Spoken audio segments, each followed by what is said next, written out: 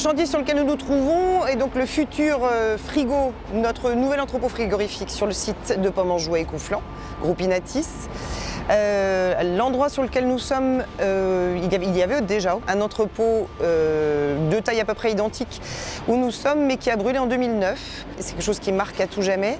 Et nous venions de rentrer la récolte, donc il était plein comme un œuf, et on a perdu une très grosse partie de notre récolte.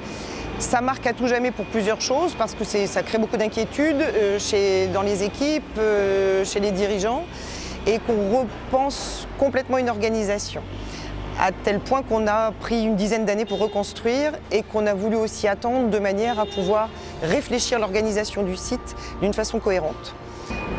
La charpente acier galva et les panneaux, donc on a pris des panneaux quad-core recommandés par Sylvain Gerbeau qui sont plus résistants, je pense, aux incendies. Quand la décision a été prise de reconstruire un frigo pour stocker notre variété Honey Crunch, nous avons pris la décision de refaire un dossier complet avec l'Adréal, les pompiers et en collaboration avec les autorités.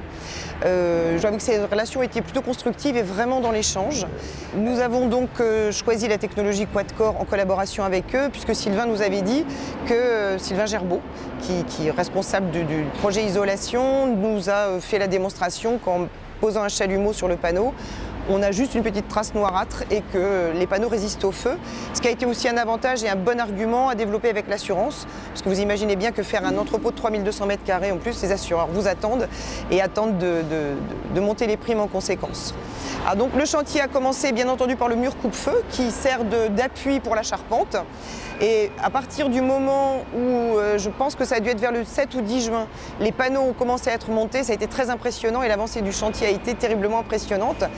Et normalement, je pense que le chantier sera prêt, il doit être prêt et l'entrepôt doit être prêt pour accueillir les premiers Honey Crunch début septembre. Toutes les entreprises travaillent ensemble, en bonne intelligence. C'est une belle équipe de chantier. Claude Saint-Martin de la société Gerbeau Isolation. Je suis très heureux de participer aujourd'hui à cette petite réunion de travail concernant le panneau quad-core de chez Isocab. Aujourd'hui, le choix de ce panneau pour nous a été deux choses qui sont aujourd'hui, aux yeux de nos clients, très très importants. C'est un panneau qui aujourd'hui ne prend absolument pas feu et qui bénéficie d'un coefficient thermique qui est le plus élevé du marché.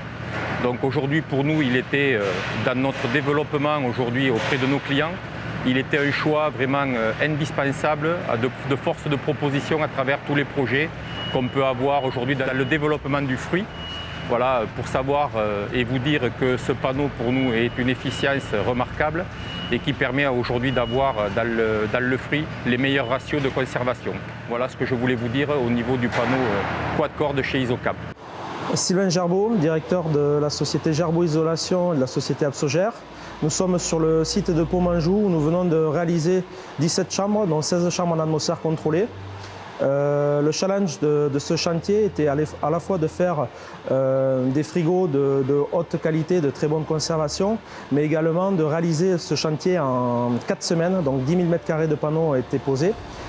Nous avons choisi la technologie quad-core de Isocab by Kingspan par rapport à son rendement thermique et son niveau d'isolation.